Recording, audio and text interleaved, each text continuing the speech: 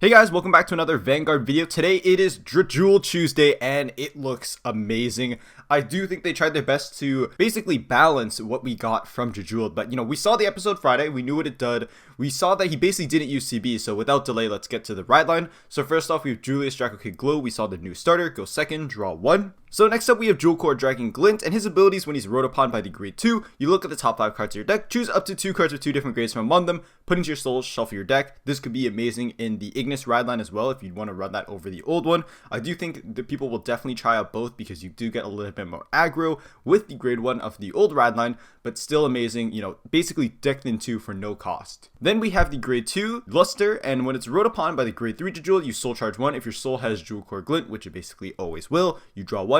And he's also a 15k beat in your soul, and this matters because, of course, the new Magnus sets your opponent's power to 0. So 15k on his own without any boosters is already asking for 20k shield when your opponent is at, 0. And it's checking your Vanguard, so it doesn't even need to check your opponent's, and it's built into the Rideline. Free attacker. You call this off Zagan or something. Easiest thing in the world. Alright, so next up is Demonic Jewel Dragon Emperor Drajeweled Magnus himself. So auto Vanguard Circle at the beginning of the ride phase. We saw this in the anime. Choose 2 cards in your drop, put them into soul. Basically solves one of Drajewel's biggest problem. You don't need to rely on using CB for Nocturcio or anything else to get soul. Really, really good. This also kind of synergizes a little bit with Ignis because you can just be on Magnus for a turn and then go into Ignis turn 4, and you're still getting that beginning of ride phase soul. Then the second skill is the auto Vanguard Circle at the beginning of your battle phase. If your soul has a card with Drajeweled in its card name, all of your Frono units get +5 cans on a turn. So obviously the rest of these skills won't go to Ignis, but still, this is quite the difference. We do know, just spoilers for the last skill, that the drive checks and a lot of things are basically restricted to if you have 4 more cards or you Persona roll this turn. So that's kind of to make it balanced in quotations.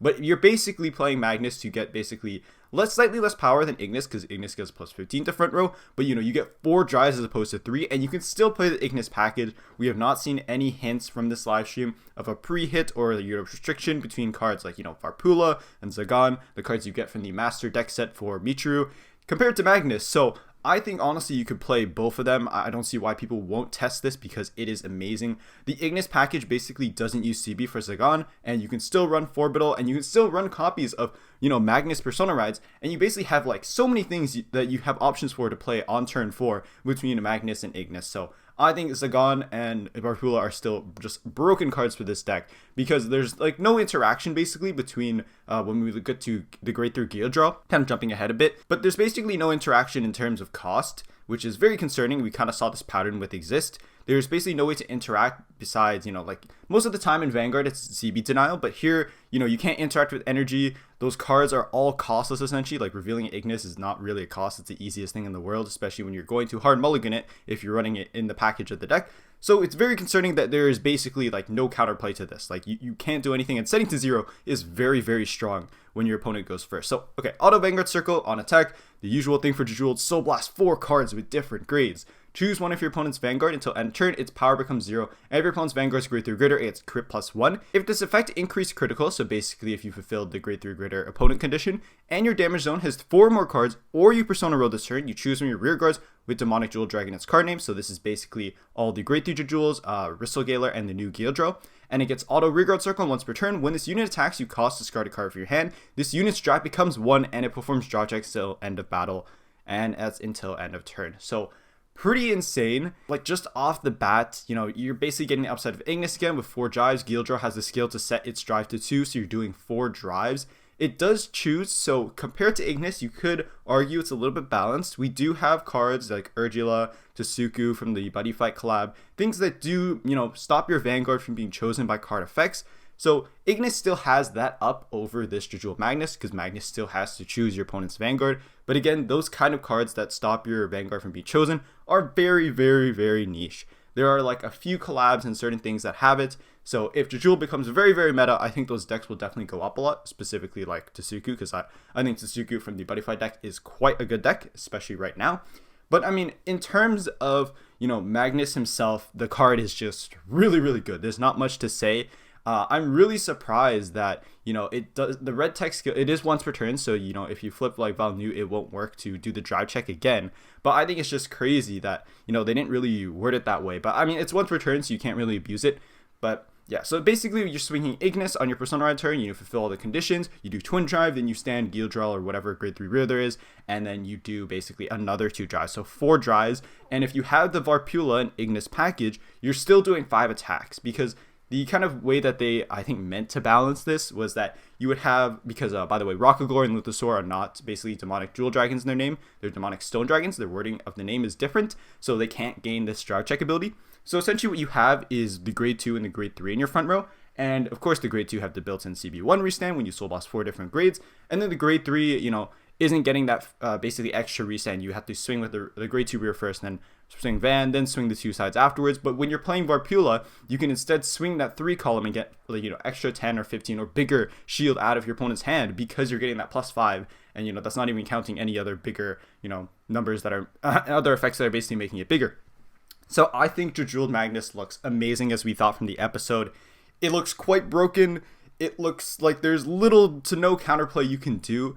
I don't think Magnus will necessarily put us in as bad of a meta as like Bat and Bad did, to be honest. But I think it still looks quite oppressive. It looks like there's little counterplay. The ride line uses no resources. Like, it doesn't even use energy, which is crazy. Of course, you can always just run the old Jewel Rideline as well if you want a little bit more early aggression. Magnus basically uses no resources besides soul bossing 4 different grades. Easiest thing in the world. Does not use energy. And any CB is basically just plus to your hand because you're using that on, let's say, I guess in the anime they showed Forcolor, but I don't think you're really playing Forcolor in this deck. You're probably playing Bifrons and other things instead. But yeah, anyways, the point is that you basically have no interaction in terms of cost for cards here, and I think that's very concerning in terms of standard, you know, card design, and we definitely saw this power creep pattern before. But anyways, I'm kind of yapping a little bit about Magnus. Let's get to the other support cards. But yeah, in conclusion, I basically said everything I want to say in terms of attack patterns, in terms of synergy with Ignis. This is just quite the upgrade for Drajeweled, and I'm really concerned of how standard is going in terms of power creep, especially from this set specifically. But I do think Drajeweled fans are definitely going to celebrate over this. Like, sure, you can't get that effect going first because, you know, the grade 3 greater like effect is basically restricted there. But like the fact that it's an ore condition makes it so much easier, like, for Magnus to just get off its full combo. And it's not hard when you are basically, you know, have toolboxing from soul, and your rideline and other things just help you generate soul so easily, and every CB will just up that consistency even more. So amazing upgrade for Magnus. I think I've said enough. Let's get to the other support cards. So the card I want to talk about is Geodrahl. So his ability is when he's put on Guardian Circle. We actually didn't see this in anime. If you're on a Drajeweled Vanguard, you reveal grade 3 Drajeweled, you get shield +5, so he's not even a 0 shield in the deck. Like, literally no drawback for playing him. And his ability is kind of like Zagan. So if you have continuous, if you're grade 3 or greater Vanguard with Drajeweled in its card name, it gets all the following. So auto, when he's placed on Rearguard Circle during your main phase, you may soul charge 1. So amazing, you know, no mandatory soul charge is already good. And then cost Energy Blast 3, you choose a grade 3 or less card from your soul in a different card name from this unit and call to Rearguard Circle. So get any of your pieces. This can grab Varpula, this can grab Luthasor, Rockagore, whatever you need, or booster, whatever. Like, it's just that good. It uses energy, so you can't even really deny this at all. And then auto Rearguard Circle once per turn. When it attacks a grade 3 greater unit, if your damage zone has 4 or more cards, this unit's drive becomes 2 until the end of that battle. So the damage clause is there to be a little bit more restrictive, but in terms of how easy this card is to use and how good it is for the consistency of the deck, it's just amazing. Like, I don't see how you could possibly make this card better. It just does so much for the deck. It's like turn 3 Zagan. You know, it's a grade 3 in the deck, so you know have those 4 different grades to soul blast. It gets the extra drive. I mean, I do think that clause, you know, attacks grade 3 greater unit. Obviously, we saw that from the anime. You're not going to be using that going first. But, you know, I think Drajeweled is still going to be strong either way, whether you're going first or second, to just blow up your opponents and absolutely overwhelm them.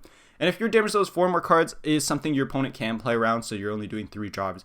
But regardless, the deck is still very oppressive, and it will continue to keep farming hand and just build a board easily if you are just like not rushing it. So I do think it feels a little bit like demoralizing because I feel like it's kind of putting in another situation Bav. I've already seen the memes of like Bav and Drajeweled getting like compared. But anyways, Geodrahl is just an amazing card. Like, shield +5, he's not a 0 shield, can tutor out anything. Just like Zagan, you can play both this and Zagan, honestly, in the Ignis package if you want. And then again, that Dry +2 ability is amazing. So the last 2 Drajeweled cards are Vesper. It hits when placed on Rearguard Circle. You can cost put a card from hand to soul, draw a card. If you're grade 3 Drajeweled, it gets +5. probably not playing this. You have too many grade 2s you can play. You'd rather play in Pusa or other things in case you're scared of Artisaria. So it is a really cool card, I think, just for setting up the different grades. But, you know, you just have better quality cards you could be playing. The other card is Rampage Chimera, and this looks like something they printed on top of Impusa to kind of help you with the Artisaria matchup. So auto rearguard circle, when it attacks, you have a grade 3 greater Vanguard with your jewel in this card until end of battle, gets +5. At the end of the battle, put this unit to soul. This effect is mandatory. But the problem is you could just be playing the Ignis package and play Zagan, because whatever Zagan calls will shove it back to soul, and you can clear your front row that way. So, you know, not exactly the card, you know, the deck really needed, but it is an option.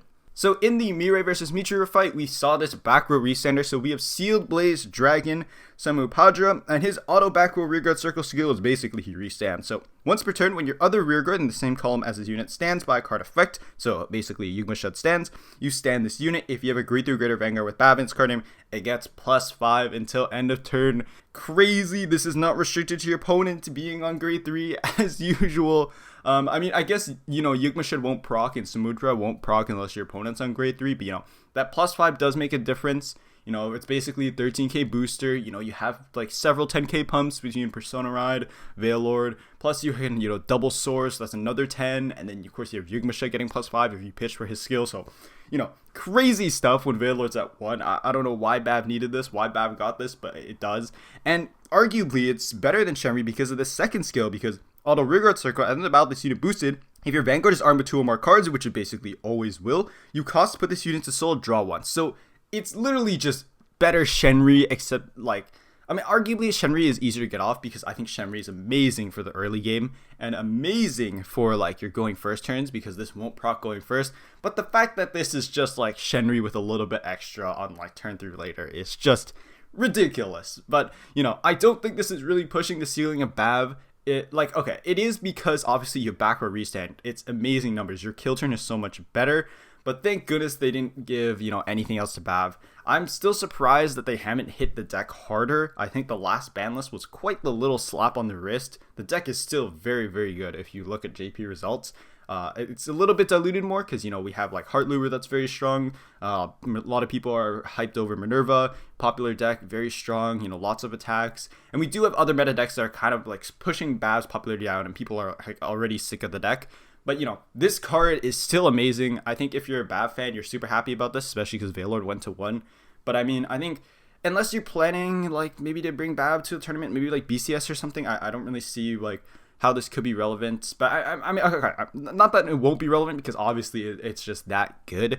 But yeah, I think you definitely have to think about running this compared to Shenri, depending on the meta and especially how fast it is, because games will be ending probably turn 3 or 4 as usual in standard because of power creep. But yeah, amazing card for Bav.